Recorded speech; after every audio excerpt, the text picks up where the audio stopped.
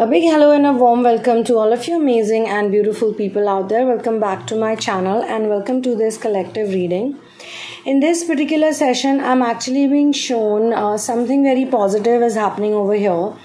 The divine feminine, whosoever carried that template earlier, was probably more in the chaser energies. Whosoever that person was, so by that logic you can apply it. Now this person, because of inner work and because of surrendering to source, because of their communion with source and because of their union energies within, there was probably someone in their life who had once rejected them because of age gap issue. So that time it was very hurtful and that time it was very painful, along with age gap, because age gap is not the only thing. There's always something else along with it, and that is the decision making problem, or when someone cannot decide and they're very confused over it. So I'm being shown over here that there is someone around this person who had the chaser energy, and this person was really heartbroken a while back. Like, time is also one of the dimensions that one has to enter into, and when we do the twin flame union ascension work, then we learn about the time factor also, how it changes and how it shifts. So whosoever that person was in their vicinity, in their periphery, who was not able to commit to them, not able to be close to them, has finally realized their mistake, has finally realized that they were wrong, and is simply just a number criteria that can stop them from being with someone they love. And probably the age gap was a bit more than usual. Anything above 7 years, 8 years, 9, 10, 11, 12, it can go up to that much also, 12, 15 also. So now this person is basically repenting and regretting a lot. How they have come to this conclusion is by basically putting themselves into a lot of different activities, because they're different people in different parts of the world. So I am just channeling their energy right now. All of those people who were runners.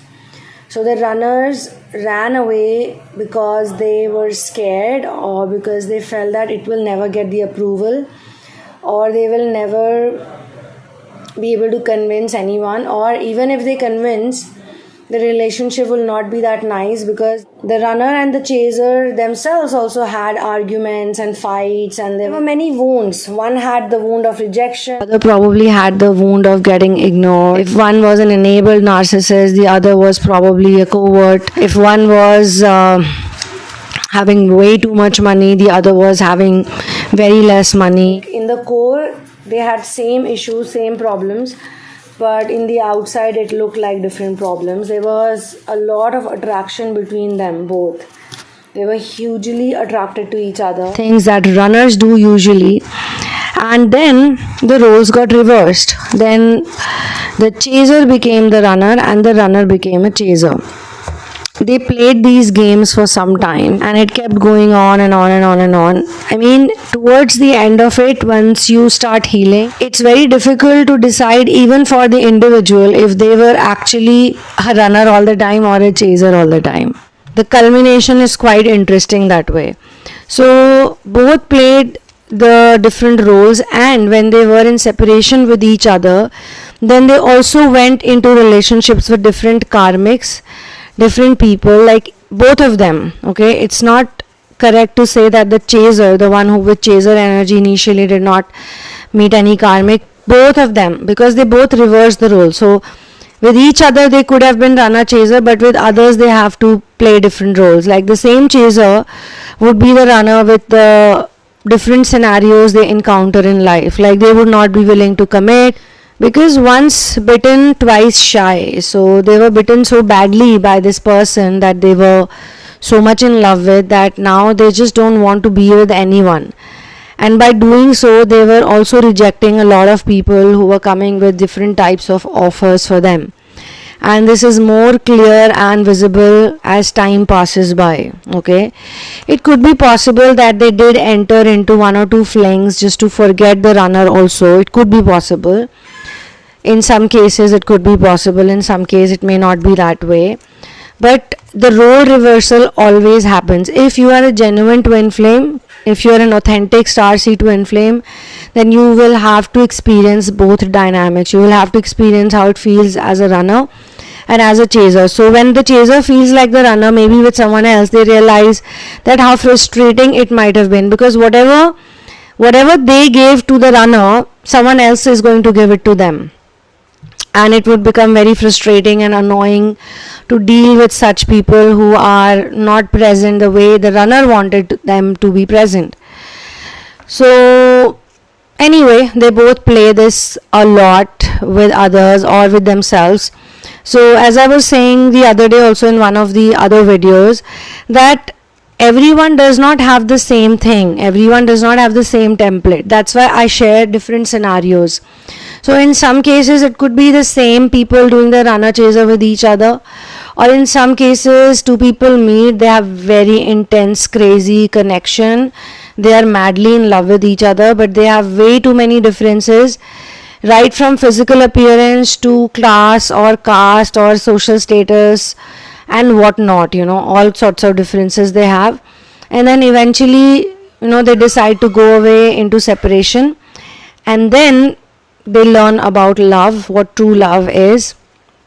In some cases, one of these people could be an actual authentic twin flame starseed, and they could have just met a catalyst. So whatever your scenario is, you have to think through it.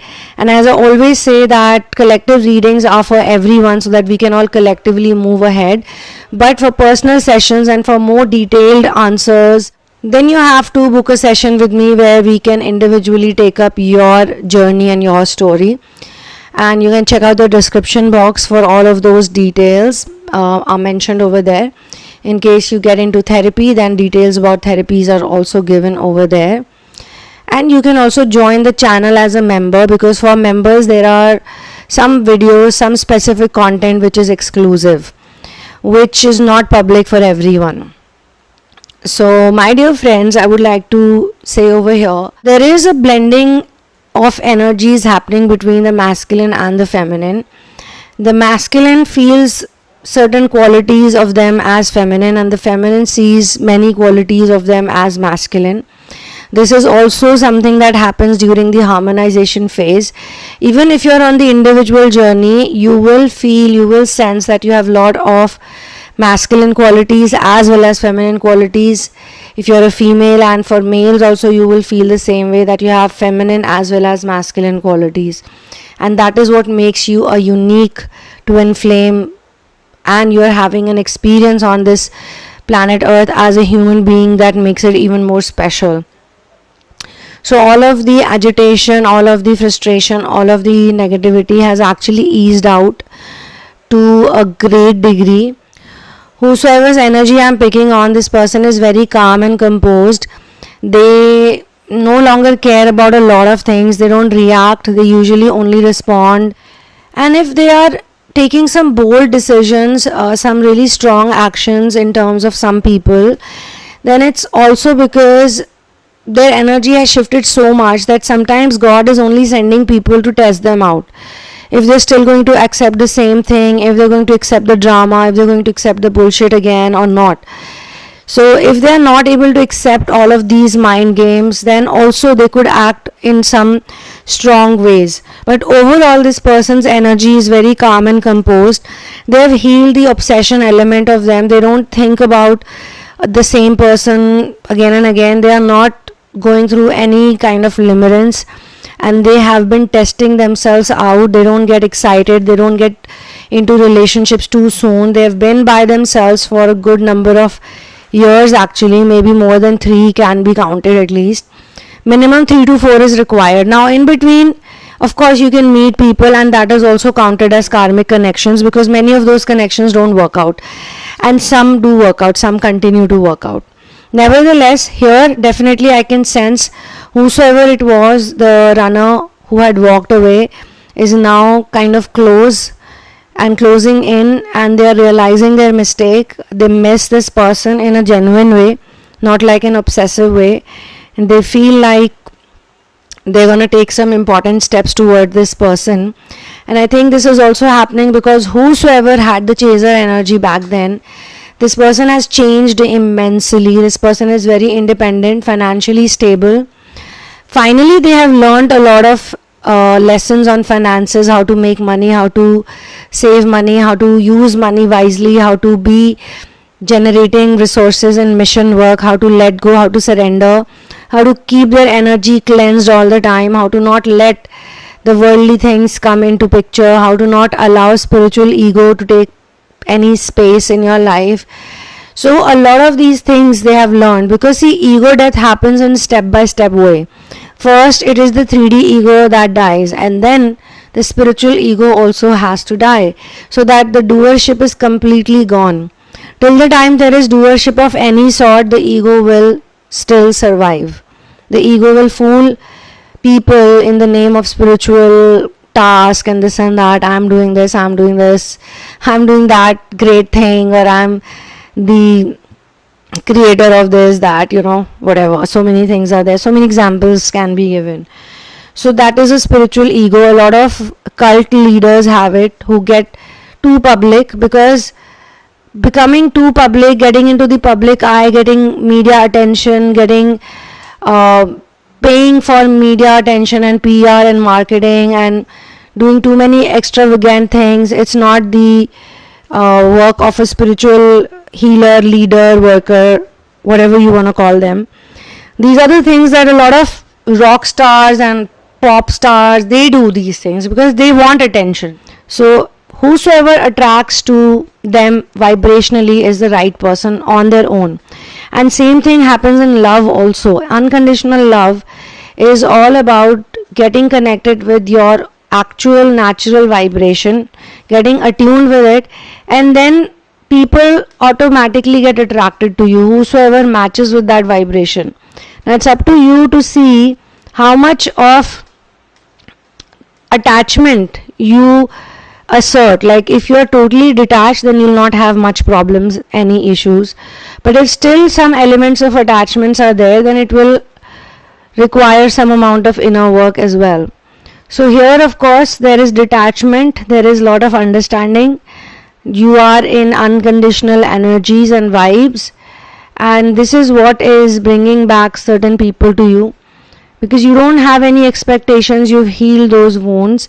You're able to provide yourself and nurture yourself, like provide for yourself and nurture yourself on your own via the divine mother and father, the healed divine mother and father energy that's within you. Alright, so on this note, I'm going to close this particular session. Thank you so much for being here with me. I will see you soon in another one. One love, peace out, and Jai Shri Ram.